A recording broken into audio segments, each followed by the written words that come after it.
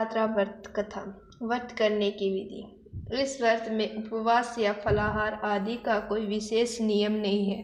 प्रातः काल उठकर स्नान करके मंदिर में जाकर या घर पर ही नवरात्रों में दुर्गा जी का ध्यान करके यह कथा पढ़नी चाहिए। कन्याओं के लिए यह व्रत विशेष फलदायक है। श्री जगदम्बा की कृपा से जब विघ्न दूर होते हैं। कथा के अंत में बारंबार दुर्गा माता तेरी सदा जय हो का उच्चारण करें। कथा प्रारंभ होती। बसवती जी बोले, हे ब्रह्मचार्य जी, आप अत्यंत बुद्धिमान, सर्वशास्त्र और चारों वेदों को जानने वालों में श्रेष्ठ हो। हे प्रभु, कृपया कर मेरा वचन सुनो। चैत्र आश्विन माघ और आषाढ़ मास के शुक्ल पक्ष में नवरात्रा का व्रत और उत्सव क्यों किया जाता है? हे भगवान, इस व्रत का फल क्या है? किस प्रकार करना उचित है? और पहले इस व्रत को किसने किया है? सो विस्तार से कहो। बृहस्पति जी का ऐसा प्रश्न सुनकर ब्रह्मचार्य जी कहने लगे कि हे बृहस्पति, प्राणियों का हित करने की इच्छा से तुमने बहुत ही अच्छा प्रश्न किया। जो मनुष्य मनोरथ पूर्ण करने वाली दुर्गा, महादेवी, सूर्य और नारायण का ध्यान करते हैं, वे मनुष्य धन्य हैं। यह नवरात्रा व्रत संपूर्ण कामनाओं को पूर्ण करने वाला है। इसके करने से पुत्र चाहने वाले को पुत्र, धन चाहने वाले को धन, विद्या चाहने वाले को विद्या और सुख चाहने वाले को सुख मिल जाता है। इस व्रत को करने से रोगी मनुष्य का रोग दूर हो जाता है और कारागार में पड़ा हुआ मनुष्य बंधन से छूट जाता है। मनुष्य की तमाम आपत्तियां दूर हो जाती हैं और उसके घर में संपूर्ण संपत्तियां आकर उपस्थित हो जाती हैं। बंदिया और काकबंदा के इस व्रत के करने से पुत्र हो जाता है। समस्त पापों को दूर करने वाले इस व्रत के करने से ऐसा कौन सा मनोरथ है जो सिद्ध नहीं हो सकता? जो मनुष्य इस अलभ्य मनुष्य देह को पाकर भी नवरात्रा का व्रत नहीं करता है, वह माता पिता की सेवा से विमुख होकर पाप का भागी होता है और वह अनेक दुखों को भोगता है। उसके शरीर में अनेकों व्याधियां उत्पन्न हो जाती हैं। वह संतान का सुख भी नहीं पाता है। इस प्रकार वह मूर्ख अनेक दुख भोगता है। इस व्रत को न करने वाला मूर्ख मनुष्य धन और धान्य से रहित हो भूख और प्यास के मारे पृथ्वी पर घूमता है और गूंगा हो जाता है। जो सुहागिन स्त्री भूल से इस व्रत को नहीं करती है, वह पति से विहीनी होकर नाना प्रकार के दुखों को भोगती है। यदि व्रत करने वाला पहला मनुष्य सारे दिन उपवास न करे सके तो एक समय भोजन करे और उस दिन बांधवाओं सहित नवरात्रि व्रत की कथा श्रवण करे। इस बृहस्पति जिसने पहले इस महाव्रत को किया है, उसका पवित्र इतिहास में तुम्हें सुनाता हूँ, तुम सावधान होकर सुनो। इस प्रकार ब्रह्मचार्य जी के वचन सुनकर बृहस्पति जी बोले, हे ब्रह्मचार्य, मनुष्यों का कल्याण करने वाले इस व्रत के इतिहास को मेरे लिए कहो, मैं सावधान होकर सुन रहा हूँ, मुझ पर कृपया करो। ब्रह्मा जी बोले, पीठत नाम के मनोहर नगर में एक अनाथ नाम का ब्राह्मण रहता था। वह भगवती दुर्गा का भक्त था। उसके संपूर्ण सद्गुणों से युक्त मानो ब्रह्मा की सबसे पहली रचना हो ऐसी यदार्थ नाम वाली सुमति नाम की एक अत्यंत सुंदर कन्या पैदा हुई। वह कन्या सुमति अपने घर के बालकपन में अपनी सहेलियों के साथ क्रीड़ा करती हुई इस प्रकार पढ़ने लगी जैसे शुक्ल पक्ष में चंद्रमा की कला बढ़ती है। उसका पिता प्रतिदिन दुर्गा जी की पूजा और होम किया करता था। उस समय वह भी नियम से वहां उपस्थित होती है। एक दिन वह सुमति अपनी सखियों के साथ खेलने लग गई और भगवती के पूजन में उपस्थित नहीं हुई। उसके पिता को पुत्री की ऐसी असावधानी देखकर क्रोध आया और पुत्री से कहने लगा कि हे पुत्री, आज प्राभातः में तुमने भगवती का पूजन नहीं किया, इस कारण मैं किसी पुष्टि और दरिद्री मनुष्य के साथ तेरा विवाह करूंगा। इस प्रकार कुप्ती पिता के वचन सुनकर सुमति को बड़ा दुख हुआ और अपने पिता से कहने लगी कि हे पिताश्री, मैं आपकी कन्या हूँ, मैं सब तरह से आपके आधीन हूँ, जैसी आपकी इच्छा हो वैसा ही करो। रोगी, कुष्ठी अथवा और किसी के साथ जैसी तुम्हारी इच्छा हो मेरा विवाह कर सकते हो। वही जो मेरे भाग्य में लिखा है, मेरा तो इस पर पूर्ण विश्वास है। मनुष्य न जाने कितने मनोरथों का चिंतन करता है, पर होता वही है जो भाग्य में विधाता ने लिखा है। जो जैसा करता है उसका फल भी उस कर्म के अनुसार ही मिलता है, क्योंकि कर्म करना मनुष्य के अधीन है, पर फल देव के अधीन है। जैसे अग्नि में पड़े हुए त्रियांदी आउस को अधिक प्रति कर देते हैं, उसी तरह अपनी कन्या के ऐसे निर्भयता से कहे हुए वचन सुनकर उस ब्राह्मण को और अधिक क्रोध आया। तब उसने अपनी कन्या का विवाह एक कुष्ठी से कर दिया और अत्यंत क्रुद्ध होकर पुत्री से कहने लगे कि जाओ जाओ, जल्दी जाओ, अपने कर्म का फल भोगो, देखें केवल भाग्य भरोसे रहकर क्या करती है। इस प्रकार से कहे हुए पिता के कटु वचनों को सुनकर सुमति अपने मन में विचार करने लगी कि ओहो, मेरा भाग्य दुर्भाग्य है जिससे मुझे ऐसा पति मिला है।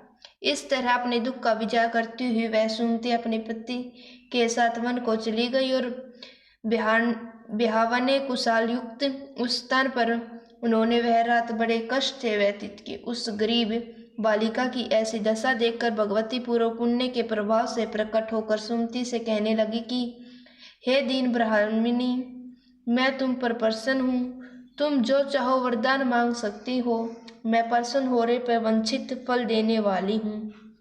इस प्रकार भगवती दुर्गा का वचन सुनकर ब्राह्मणी कहने लगी कि आप कौन है जो मुझ पर प्रसन्न हुई है, यह सब मेरे लिए कहो और अपनी कृपा दृष्टि से मुझ दीन दासी की कथाओं करो। ऐसा ब्राह्मणी का वचन सुनकर देवी कहने लगे कि मैं आदि शक्ति हूँ और ही ब्रह्मा विद्या सरस्वती हूँ।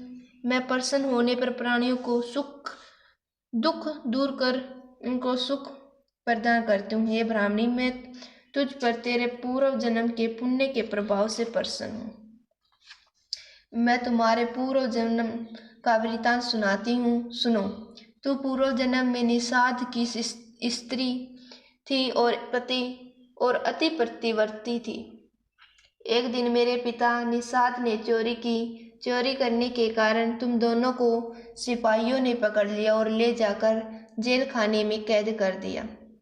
उन लोगों ने तेरे को और तेरे पति को भोजन भी नहीं दिया। इस प्रकार नवरात्रा के दिनों में तुमने न तो कुछ खाया और न ही जल पिया।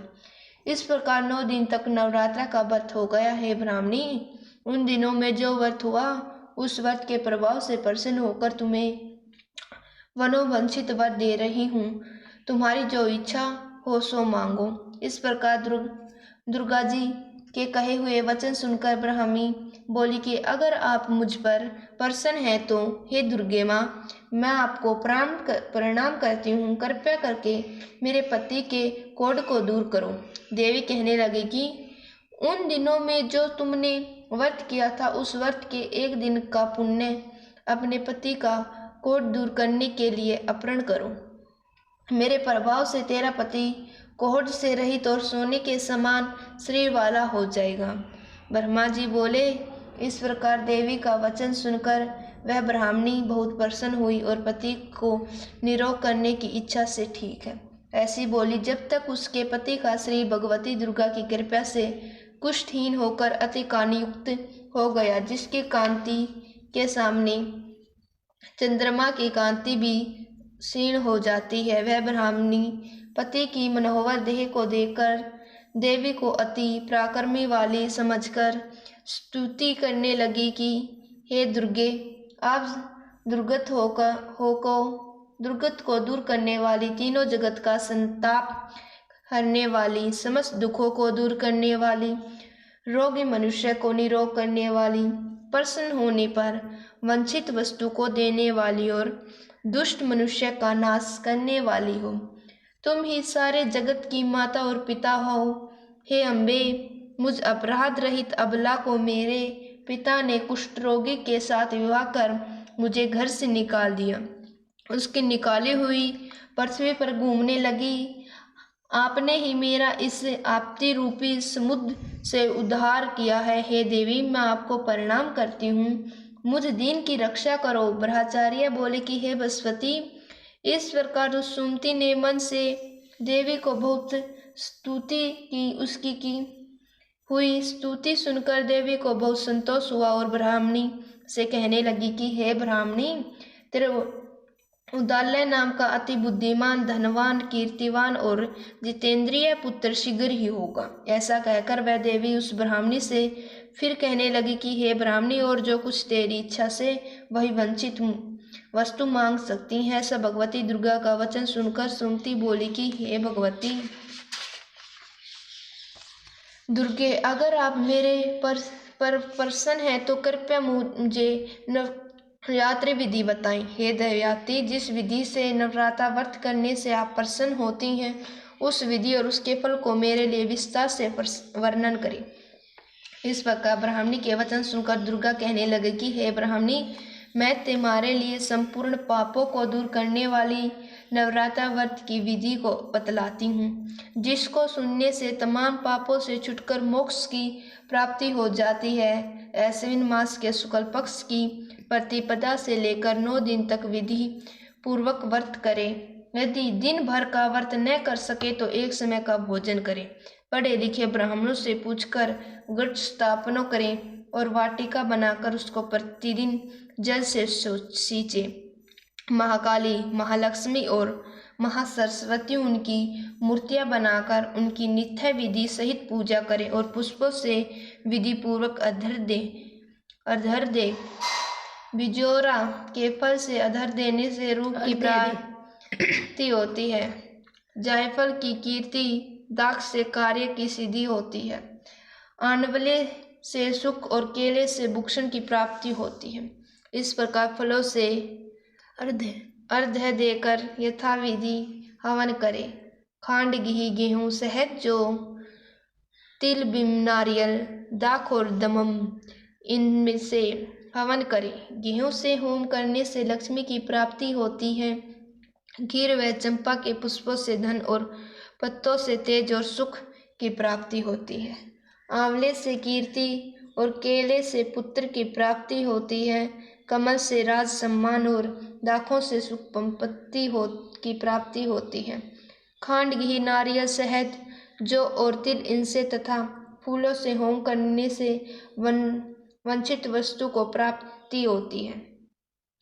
व्रत करने वाले मनुष्य इस विधान से होम कर आचार्य को अत्यंत नम्रता के साथ प्रणाम करे और यज्ञ की सिद्धि के लिए उससे दक्षिणा दे। इस महाव्रत को पहले बताई हुई विधि के अनुसार जो कोई करता है उसके सब मनोरथ सिद्ध हो जाते हैं। इसमें तनिक भी संशय नहीं है। इन 9 दिनों में जो कुछ दान आदि दिया जाता है उसका करोड़ों गुणों मिलता है।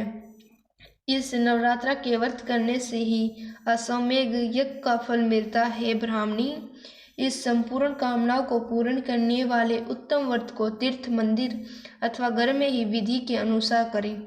ब्रह्मा जी बोले कि हे बृहस्पति, इस प्रकार ब्राह्मणी को व्रत की विधि और फल बताकर देवी अनधार्यन हो गई। जो मनुष्य या स्त्री इस व्रत को भक्ति पूर्वक करता है वह इस लोक में सुख भोगकर अंत में दुर्लभ मोक्ष को प्राप्त होता है।